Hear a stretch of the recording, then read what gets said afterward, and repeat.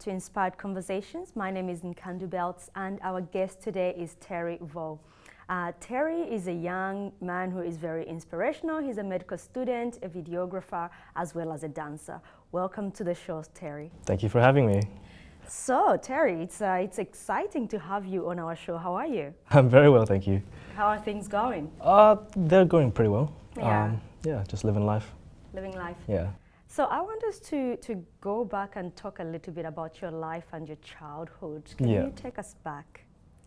All right, so I was born in Australia, here in Perth, and growing up as a kid, normal kid, doing sports. I liked my sports. Very academic kid. Yeah. And then when I was 10, I was playing basketball in my friend's backyard for his birthday, and it was the basketball ring was attached to the garage wall, and when I dunked the ball, the whole garage wall came down, and it cut off both my arms and my leg. Like the whole... Yeah, so the whole wall, backboard, gutters and everything came down, and it severed both my arms and my leg, and yeah, they had to be put in an esky, and I was rushed to hospital. And it was a world first surgery where they reattached 3 limbs at once. And yeah, so once that happened, everything really changed, like my whole life changed. So yeah, because that's quite a lot to take in. Yeah. And then also being that young, dealing with, the possibility of losing all your limbs. How? Well, as a 10-year-old kid, you're very simple-minded. Like, the process that goes into your head is like, oh, if it's cut off, you can just super glue it back on, and it'll be fine. Yeah. So I feel like it was lucky that I was quite young to have that kind of mindset, and it got me through a lot of things. So going back to the scene of the accident. Was it structural damages with the war? What? The building was quite old. We don't really know what was wrong with it, but it was just like an unfortunate event that happened at the wrong time, I guess. And yeah, I'm just glad it didn't hurt anyone else, I guess. Yeah. So, and what was the recovery process like? I was in hospital for 6 months. In bed for a total of, I'd say, 2 months of not being able to move. Yeah.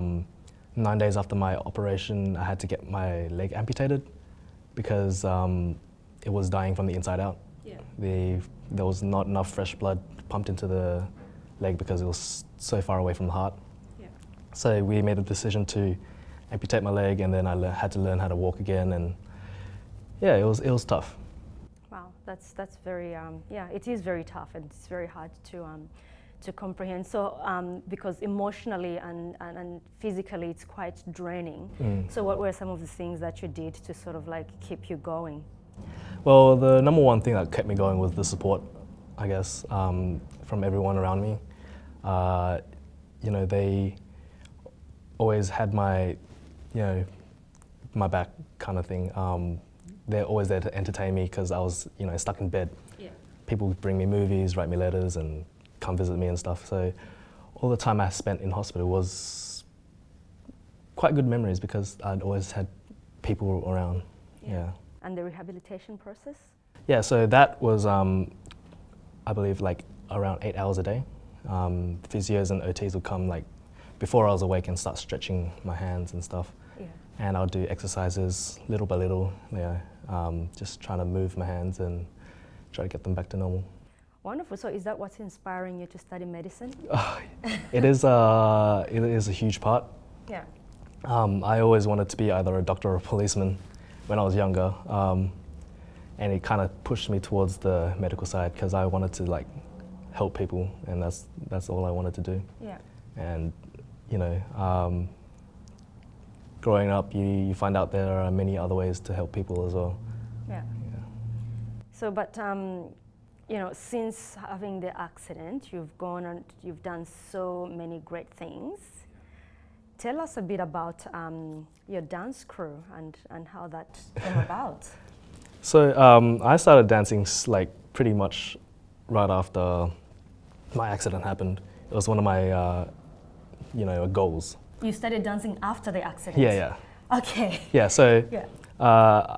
I spent a lot of time in bed watching TV and stuff. So a lot of dancing shows kind of inspired me to dance. And it was like kind of a goal for me, like a rehab goal. And, you know, taking small steps until I reached that goal. And I loved it so much that I, you know, wanted to start something. And recently I started up a dance crew. And, you know, started doing competitions with them, you know, doing shows and just performing everywhere. And it's been a great escape from, you know, everything else that's been hectic in my life, and it's something I enjoy. Yeah. So let's go a few steps back. So what sort of dance is it? It's urban choreography. Yeah. So it's like in the realm of hip hop. Yes. And it's like an evolved form, like a sub form of hip hop where you really listen to the music and dance to every part of the song that you hear. And our style is very modern. It's the base of it is from original hip hop, but we add our own twist to it to make it, you know, Yeah. how we see music. And you've been performing everywhere, some of the places where you've performed? So last year we performed at Elite International. It was a competition held around Australia, Yeah. and we performed here in Perth. We've done many YouTube videos. Yeah.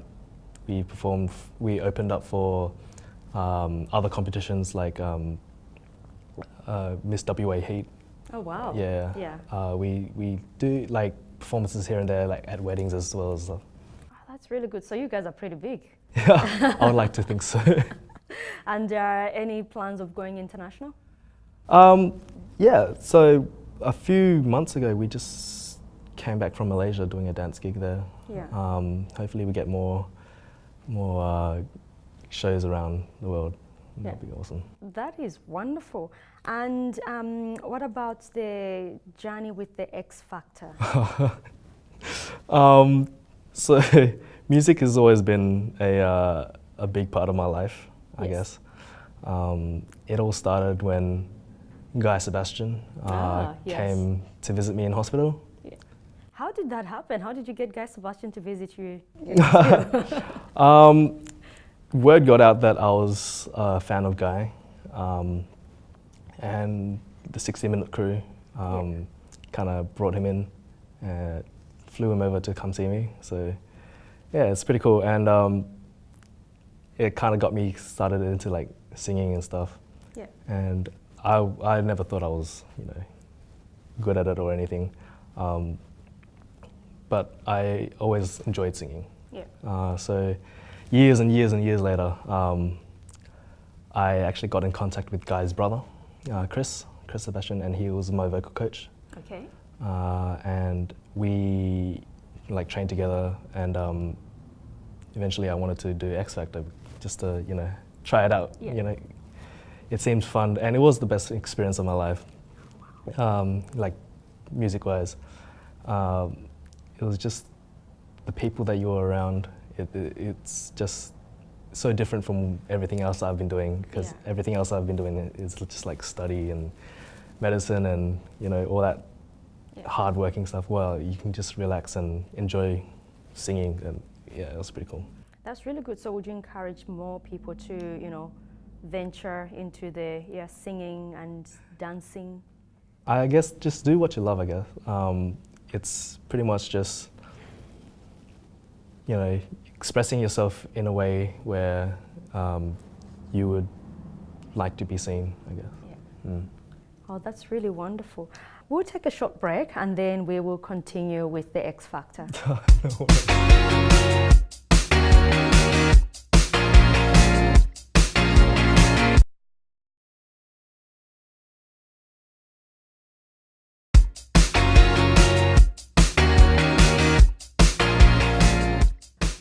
back, and my guest today is Terry Vo. Terry, welcome. Thank you. So just before the break, we talked about the X Factor. Can you tell us a bit about your experience during the competition? Yeah, so I auditioned in 2014, Yes. and I made it to boot camp, and I think the process was about a month, so from audition to boot camp and stuff, and it was one of the most enjoyable parts, most enjoyable parts of my life, where I had to face some challenges, singing-wise, that I've never have done before, and it was a good experience, and just experiencing something new is just great, yeah. And so during the boot camp sessions, you'd be singing and dancing and... Yeah, so I was put into a group of 4, and 2 of them made it to quite far in the competition. One of them made it to top 7. Oh wow. Yeah. And they became good friends. We bonded a lot, and our challenge was a group challenge where we had to sing one song together. We had 24 hours to do it, learn the lyrics, learn harmonizations, try to coordinate and create a performance out of it. So it was quite challenging. We stayed up quite late, but And you were not a natural singer, you had to learn how to sing. Yeah. I had many nights of training. Yeah. That's inspiring. So this just goes to show that you can learn anything. Yeah, pretty much. Yeah. And talking about that, I mean, since your accident, since you had the accident, you've been doing so many things. You're just like this force of energy, and you're just unstoppable. Yeah. Where does that inspiration come from, and how do you keep positive? So after the accident, I figured that life is quite short, and you can't just spend, your time doing nothing. So I decided for myself that anything that interests me, I would take up. So that includes dancing, singing, taekwondo, anything that... Taekwondo. Yeah, anything that really piques my interest, I always try to take it up. Just because, what is living if you don't if you don't enjoy what you're doing? So what has been some of the challenges? Because, from the story that we've had so far, you're always positive. Yeah. You always, have this go-getting attitude, and, you're quite a high achiever yourself. But what has been some of the challenges that you've faced? So there are a lot of challenges that people don't see, obviously. The inside challenges that you have, just thinking, what my life is going to be like if I don't succeed, will I be able to walk again? These are the questions you keep asking yourself. Will I be able to do this? Will I be able to do that? If someone says I can't do it, it kind of pushes me even more to prove them wrong.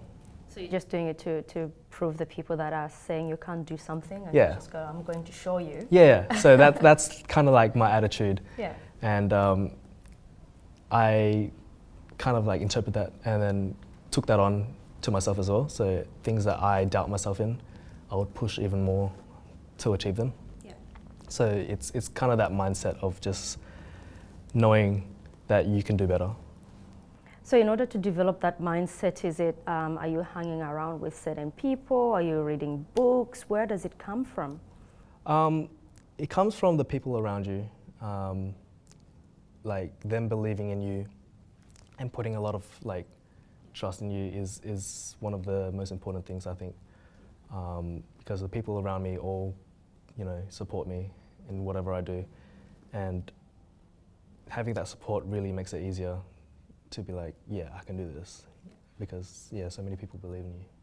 But for the people out there that are watching, and they might have been involved in an accident, and losing a limb is quite it's a very big thing, and people say it's a part of you as well goes. So how do you bring all that together, and what message would you give them to keep going? Yeah, so when you actually get through the process, when you wake up from that operation where they just try to reattach your limb, it's always quite hard in the beginning,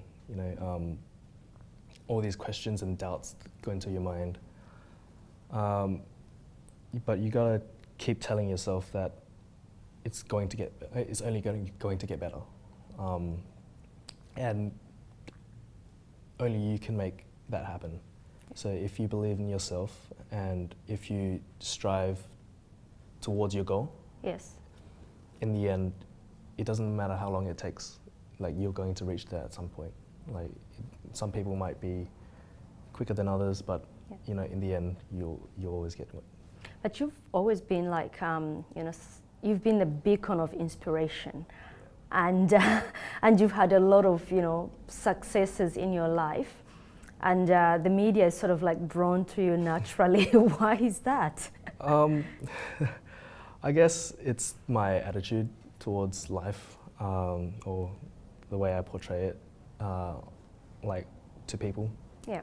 I always seem to have this kind of energy about me that I like to give to people. Yeah. And people like that because for me, I like to spread out positive energy. Yes. And just thinking about people who needed help, and from a way for me to help them just by words is just incredible. And I think that's one of my greatest qualities, is to spread positivity around. But you're not only doing that with words, you're also doing that with videography. Yeah. Yeah, so videography has been a recent passion of mine. Yeah. I work with an amazing media team. We're doing many projects, like going around Australia on a road trip, which many people wish to do, but we jumped the gun and did it without a second guess. And it just pushes us mentally as well towards that new creative side, and eventually, we want to be able to create short stories where people can see a message within our footage. So with the road trip, and the message that you're creating, is it like these short messages of inspiration? What can we have a sneak peek of that? No, the road trip was actually just us documenting what we did. We try to, implement different emotions into our videos. Yeah. And we love it when other people, when they watch the video, they feel exactly what we feel when we made the video. So where to from here? It's hard to say. It's always unpredictable. Yeah. I think I'm going to continue my studies. Medicine? Yes. I want to venture into business as well. Yeah. Videography, it's a big part of my life at the moment. Yeah. And it's another way to portray a message, Exactly. Yeah. And people respond to it quite well these days because of social media and stuff. They always, have a big impact on people. So. Oh, wonderful. So just some last words, of wisdom to our viewers. Yeah. I guess my best advice would be listen to what your heart tells you, because your biggest fan is yourself. Only you can make a difference to yourself and how you live. Yeah. And the more you believe, the more other people will believe you. So, yeah. That's wonderful. Thank you so much for being on the show. Thank you for having me. Well, ladies and gentlemen, that was Terry Vo, and my name is Nkandu Beltz, and we'll see you next time.